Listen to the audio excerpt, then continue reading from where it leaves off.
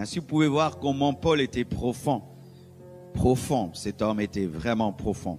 1 Corinthiens 3, versets 1 à 3, la Bible dit, « Pour moi, frères, ce n'est pas comme à des hommes spirituels que j'ai pu vous parler, mais comme à des hommes charnels. » Il dit « homme charnel », donc il a parlé de l'homme animal. Là maintenant, Paul parle de l'homme charnel et il définit, j'aime bien la définition qu'il donne directement pour qu'il n'y ait point de confusion. Il dit « mais comme à des hommes charnels, comme à des enfants en Christ. » Qui est un homme charnel? C'est un bébé spirituel. Qui est un homme charnel? C'est un enfant dans les choses de Dieu.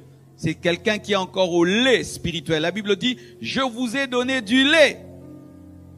Non de la nourriture solide. C'est quelqu'un qui ne supporte pas la nourriture solide dans la parole de Dieu, mais qui aime les laits spirituels. Dieu va te bénir, Dieu va te bénir, Dieu va te protéger, Dieu va te garder, Dieu t'aime beaucoup, Dieu t'aime beaucoup, Dieu t'aime. Le lait, mais il ne supporte pas lorsque la parole le responsabilise, lorsque la parole le brise, lorsque la parole le taille, lorsque la parole le sanctifie. Non, il n'aime pas la nourriture solide, car vous ne pouviez pas la supporter. Il ne supporte pas la parole dure et vous ne pouvez pas même à présent parce que vous êtes encore charnel. En effet, puisqu'il y a parmi vous de la jalousie, c'est quelqu'un qui est un chrétien, mais il est dans la jalousie. Vous êtes dans des disputes, il est chrétien, mais il est dans les disputes. N'êtes-vous pas charnel et ne marchez-vous pas selon l'homme ou ne marchez-vous pas selon le vieil homme?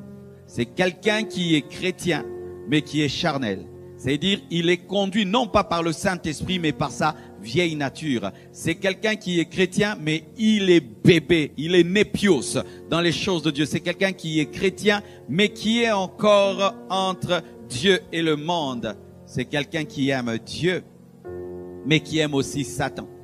Il aime Dieu, il aime aussi le péché.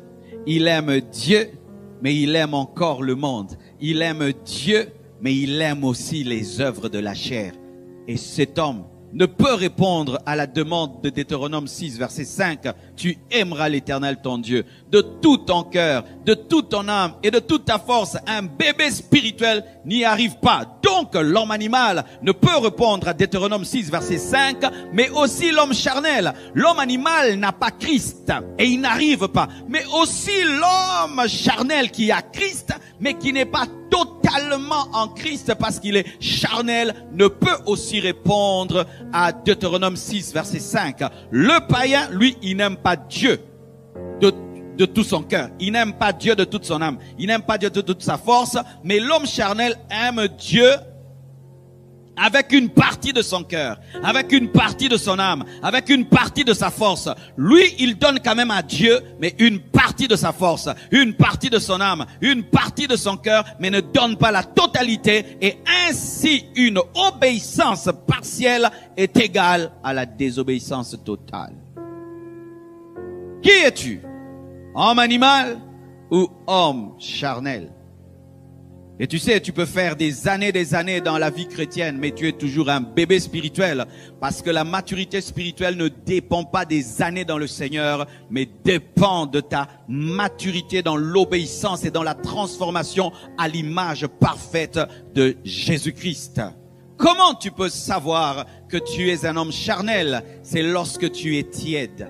C'est lorsque tu es consacré, mais pas totalement consacré. Tu es engagé, mais pas totalement engagé. C'est lorsque tu aimes Dieu, mais pas de tout ton cœur. Il y a des parties de ta vie qui sont encore occupées par le monde. Des parties de ta vie qui sont encore occupées par le péché. Des parties de ta vie qui sont encore occupées par la rébellion, par la désobéissance. Il y a encore des parties de ta vie où il y a des idoles dans ton cœur. Des choses que tu aimes plus que Dieu. Et des fois même, toi-même, tu t'aimes plus que Dieu, parce que Jésus-Christ nous dit que si tu veux devenir mon disciple, tu dois renoncer à toi-même et tu dois porter ta croix. Mais le chrétien charnel, l'homme charnel, refuse de porter sa croix, mais il veut suivre Jésus sans porter sa croix. Et ainsi, tu ne peux aimer Dieu de tout ton cœur, tu ne peux aimer Dieu de tout ton esprit, de toute ton âme et de toutes tes forces.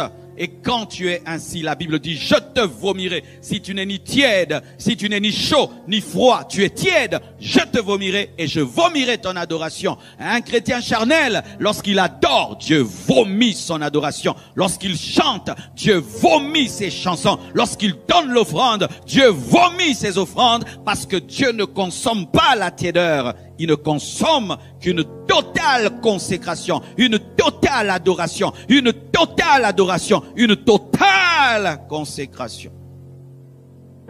Malheureusement, mes frères, les églises sont remplies soit des hommes animaux, soit des hommes charnels. Ah oui, les églises sont pleines, gloire à Dieu. Mais pleines de qui? Des hommes animaux et des hommes charnels. C'est vraiment malheureux que la plupart des personnes qui viennent dans l'église n'ont pas dépassé le niveau d'être charnels. Chantant, dansant, donnant les offrandes, se prosternant et pleurant, mais dans le péché, dans le monde, en ayant des cœurs non dévoués, des cœurs mélangés, partagés, des cœurs hypocrites, des cœurs qui refusent d'être totalement au service de Christ. Une partie de sa force sert Dieu, mais une partie de sa force aussi sert le diable. Une partie de son cœur aime la parole, mais une partie de son cœur aussi aime le monde. Une partie de son âme est préoccupée par le royaume de Dieu, mais une autre partie de son âme est préoccupée par le péché. Et si c'est ça ton cas, mon frère, sache qu'autant Dieu n'accepte pas l'homme animal, il n'accepte pas l'homme charnel. Parce que l'homme charnel est un mélange. L'homme charnel est une compromission. Et Dieu n'opère pas dans la compromission. Dieu opère dans la séparation. Dieu opère dans la totalité. Tu aimeras l'Éternel ton Dieu de tout ton cœur, ton esprit, de toute ton âme et de toutes tes forces. Pas à 99%, pas à 95%, à 100%. Nous, à la Compassion, nous avons une devise 100% Jésus-Christ. Toute ta force, toute ton âme et tout ton esprit. Et que faire? Pour l'homme animal, la solution, c'est la nouvelle naissance. Mais pour l'homme charnel, la solution, c'est la croix. Parce que la solution de la chair, c'est la croix. C'est la mort à soi-même. Cher homme charnel, cher bébé spirituel, cher immature dans les choses de Dieu, toi qui n'aimes que le lait, toi qui n'aimes que les prédications de motivation, toi qui n'aimes que des prédications qui te parlent de tes droits en Christ, toi qui n'aimes que des prédications qui te caressent dans le sens du poil, sache que ce n'est pas comme ça que tu connaîtras la crucifixion de ta chair. Tu dois aimer toute la parole et toute la vérité, et tu dois accepter la face B de la croix qui vient pour te crucifier, pas seulement pour te donner la délivrance et la bénédiction, mais qui vient aussi crucifier ta chair, car sans cela, il est impossible que tu adores Dieu en esprit et en vérité. Et tant que tu refuseras l'œuvre de la croix dans ta vie, le brisement et la crucifixion, jamais tu seras un bon adorateur. On ne devient pas un bon adorateur parce qu'on a une belle voix, parce qu'on chante, mais parce qu'on est mort à soi-même. On est totalement offert, totalement donné. Et heureusement qu'il y a une troisième catégorie d'hommes et de femmes. Dans la parole, on les appelle les hommes spirituels. Donc, il y a les hommes animaux, il y a les hommes charnels et il y a les hommes spirituels. Les hommes animaux, ce sont des païens, des incrédules qui n'ont aucune relation avec Dieu et qui sont incapables d'adorer Dieu. Mais il y a les hommes charnels qui sont des bébés spirituels. Ils ont cru en Christ, mais ils se sont arrêtés dans leur consécration. Mais il y a aussi les hommes spirituels. Eux, ce sont des fils. Eux, ce sont des matures. Eux, ce sont des consacrés. Eux peuvent accomplir la parole qui dit que Dieu cherche des vrais adorateurs qui l'adorent en esprit et en vérité. Ce sont ces hommes qui aiment Dieu de tout leur cœur, de toute leur âme et de toute leur force, consacrés dans l'esprit, consacrés dans l'âme, consacrés dans le corps, adorateurs dans le corps, adorateurs dans l'âme, adorateurs dans l'esprit. 1 Corinthiens 2, verset 15 dit, l'homme spirituel, au contraire, juge de tout, Et il n'est lui-même jugé par personne. Paul reconnaît qu'il y a des hommes spirituels, pas seulement des hommes charnels. Gloire soit rendue à Dieu. Car ce sont eux, la véritable épouse de Dieu. Ce sont eux qui seront enlevés. Ce sont eux qui exhalent le parfum de l'adoration et de la prière. Ce sont eux qui donnent la puissance au culte. Ce sont eux qui donnent la puissance aux églises. Lorsque vous avez un homme spirituel et vous avez 1000 charnels, c'est lui l'église. C'est lui qui parfume le temple. Lorsqu'il adore, lorsqu'il chante, lorsqu'il prie, c'est alors que Dieu dit, enfin il y a quelqu'un qui m'adore en vérité. Mais l'homme spirituel, c'est un homme qui est mort à lui-même. C'est un homme qui est totalement consacré. En lui, il n'y a point de mélange. Il n'aime que Jésus. Il n'aime que Jésus dans son corps, dans son âme et dans son esprit. Il veille à ce qu'il n'y ait aucune partie de sa vie qui soit consacrée à Satan, consacrée au monde, consacrée à la chair.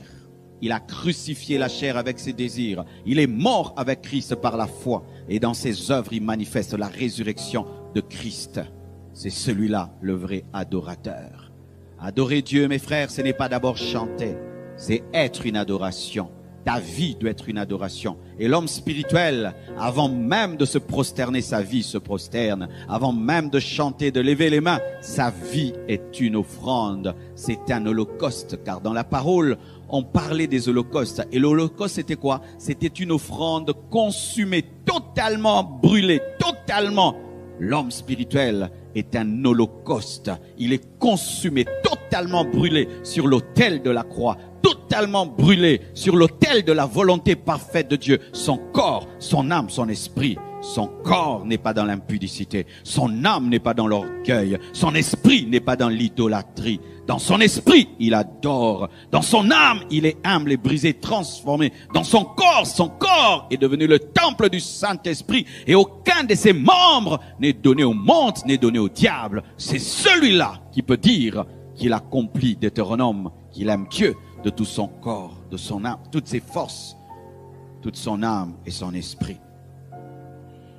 Vous savez, mes frères et sœurs, dans le corps, nous trouvons notre force physique. Et souvent, dans le corps se trouve la sexualité. Et beaucoup de chrétiens ont un problème de sexualité. Mais l'homme spirituel a discipliné son corps. Paul dit, je traite durement mon corps, de peur d'être disqualifié après avoir prêché aux autres. L'homme spirituel adore Dieu au travers de sa vie. Aimer Dieu, ce n'est pas seulement parler. C'est lorsque ton corps est tenu dans la discipline, par la puissance du Saint-Esprit, par la puissance de la foi, la puissance de la prière, tu tiens ton corps discipliné de toutes tes forces. Toutes tes forces, ce n'est pas seulement prêcher en transpirant. Non, ce n'est pas prêcher seulement en transpirant. Et prier en transpirant toutes tes forces, c'est garder la totalité de ton énergie sexuelle, ton énergie physique, toute ton énergie physique. Sers Dieu. Rien de ton énergie n'est utilisé pour le monde, n'est utilisé pour le diable. Toute ton énergie est au service de Dieu. C'est ça. Aimer Dieu de toutes ses forces. Aimer Dieu de toute son âme. Dans l'âme se trouve quoi? Se trouve ta personnalité, se trouve ta volonté. Dans l'âme se trouvent tes émotions, tes sentiments, se trouve ton caractère. C'est aimer Dieu avec ton caractère, c'est aimer Dieu avec tes paroles, c'est aimer Dieu avec tes pensées, car dans l'âme, il y a aussi les pensées, car tu peux adorer Dieu avec ta bouche, mais tu as des pensées impures. Tu peux adorer Dieu avec tes mains, mais tu as des pensées impures. Tu peux adorer Dieu avec tes danses, ton corps, mais tu as des pensées impures. Mais Dieu veut que quand tu le loues avec tes jambes et tu danses et tu lèves tes mains et tu parles, tu es Seigneur, mais que ta pensée aussi soit conforme à tes paroles, à tes mains levées, à tes genoux qui se plient. C'est ça que Dieu demande, tout ton corps. Il demande toute ton âme, il demande tout ton esprit. C'est alors que la volonté de Dieu s'accomplira. Frères et sœurs, sans cela, notre adoration est fausse. Sans cela, notre adoration n'est qu'un théâtre religieux que nous faisons dimanche après dimanche, mercredi après mercredi. Dieu veut que tu sois une adoration.